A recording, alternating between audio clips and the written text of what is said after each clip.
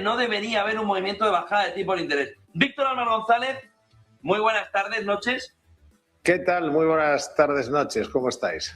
Está con nosotros también David Maciá. Buenas tardes. Hola, buenas tardes. Víctor, ¿cómo lo ves? Primera valoración. Los famosos, la encuesta, el dot plot es bastante hawkish, agresivo. La decisión es bastante prudente. La decisión me parece bastante acertada, porque si consideramos que el grueso, como ellos dicen en el comunicado, aunque no lo dicen así, pero vamos, el grueso de las subidas de la inflación, el grueso de las subidas que ha tenido la inflación recientemente se deben a la energía, y estamos a las puertas de que se pueda firmar un acuerdo por el cual se reabra el paso por el estrecho de Hormuz, y estamos viendo al petróleo caer, no diría en caída libre, por una caída muy, muy fuerte. También se está viendo ya en la gasolina, y ha venido un poco de antes, desde que se ha hablado de estos temas. Pues son prudentes, hacen bien. O sea, tienen que ver un poco si las causas que generaron esa inflación se mantienen o no. Tengamos en cuenta, esto es importante, que la inflación subyacente estaba en el 2,5% antes de la guerra y ahora está en el 2,9%. Es decir, los efectos de segunda ronda han sido 5 décimas. No es algo que no es bueno, pero no es algo que podamos decir que no se puede solucionar. Es decir, en el momento que veamos que cae, si es que cae el precio de la gasolina y sigue cayendo, pues veremos cómo afecta eso a la inflación subyacente. Y yo creo que a partir de ahí tendrá una visión más clara. Y otra cosa es importante, nos centramos solo en la energía, pero, por ejemplo, temas muy pegajosos como es la vivienda, tanto el valor de la vivienda como el alquiler, últimamente están bajando y representa como un 30% en Estados Unidos del PCE, por ejemplo. Es decir que yo diría que han sido prudentes, pero creo que han hecho bien en serlo. No sabemos a dónde puede llegar, si hubiera, insisto, que esto está por ver, si se finalmente siguiera adelante este periodo de negociaciones, de paz, etcétera, acabara bien. No sabemos hasta dónde puede caer el precio del petróleo. Pensemos, por ejemplo, que todos estos petroleros que salen ahora en tromba a vender su petróleo se van a encontrar con petróleo ruso libre de sanciones hasta que se pueda reinstaurar, que ya veremos si se reinstauran. Petróleo iraní que va a ir a venderse, vamos, como si les quemara en las manos. La Unión de los Emiratos Árabes fuera de la OPEP, o sea, a vender también todo lo que puedan y más. En fin, y Venezuela poquito a poco volviendo a la producción y a la distribución.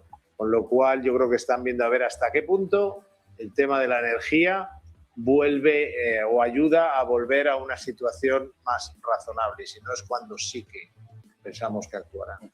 Los puntos a ver, hasta qué punto él quería dar menos información, la ha dado, ha retirado pequeñas frases, ¿no? Sobre todo alrededor de la perspectiva futura. ¿Creéis que esta nueva etapa de la FED va a venir con cambios sustanciales que van a perjudicar la visibilidad por parte del mercado? Sobre todo si, claro, va a tener que explicarnos en la rueda de prensa, si quiere, cuál es la nueva metodología para la inflación o qué es lo que va a seguir, ¿no? Víctor. Sí. Antes me gustaría matizar una cosa importante sobre los precios del petróleo o de cualquier otro activo, pero especialmente los del petróleo. Los precios descuentan escenarios futuros. Es decir que, por ejemplo, desde los $110 que estuvo el Brent hace un mes aproximadamente, ahora, si ha bajado no es porque se hubiera firmado nada, es porque había posibilidades, cada vez había más probabilidades de que se firmara algo. Y fíjate que ha habido, aprietas y aflojas, ¿no? Entonces hay que pensar que los precios no van a esperar a que salgan todos los barcos del estrecho de Hormuz. Los traders lo que hacen es valorar un escenario futuro. Por lo tanto, no es necesario, en nuestra opinión, que eso ocurra. Sí es cierto que si ese acuerdo se estropea, por supuesto que los precios dejarán de bajar. ¿Por qué? Porque no hay acuerdo. Pero si el acuerdo se mantiene y las negociaciones se mantienen, los precios se irán adaptando al nuevo escenario con independencia de lo que ocurra en el mercado, en los movimientos físicos, ¿no?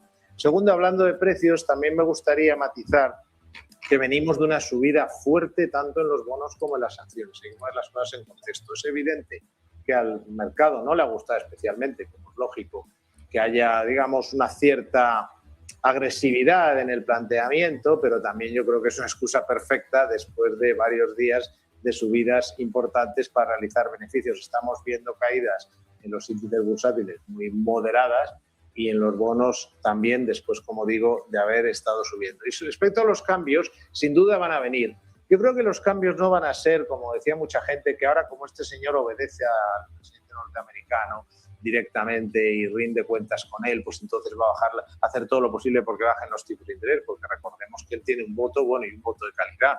Hay más gente ahí y además no creo que sea su intención. Lo que sí ha dicho, y a mí me parece que está bastante bien, es que la FED tampoco tiene que crear tanta confusión. Todos nos hemos estado reuniendo aquí, todos los que estamos y otras personas que han estado, y llevamos bueno, con todas las ventajas y seriedad de Powell, pero en mi opinión creo que tanto dot plot, tanto comentario, tanto se ha cambiado una línea, tanto se ha cambiado otra, crea confusión. Yo creo que lo que tiene que hacer es su trabajo y en la medida en que piensen que hay que tirar de las riendas del caballo, pues hacerlo, no ir con el caballo y decir, oye que sí, oye que no, bueno, que lo estoy pensando, no sé qué, no, yo tiro o no tiro. Y luego me gusta, el comunicado es más corto y al final dice dice eso, tenemos en cuenta el shock que ha habido de oferta en el caso del petróleo, esto ha afectado, queremos ver qué pasa, y dice al final, en cualquier caso, nuestro commitment es la estabilidad.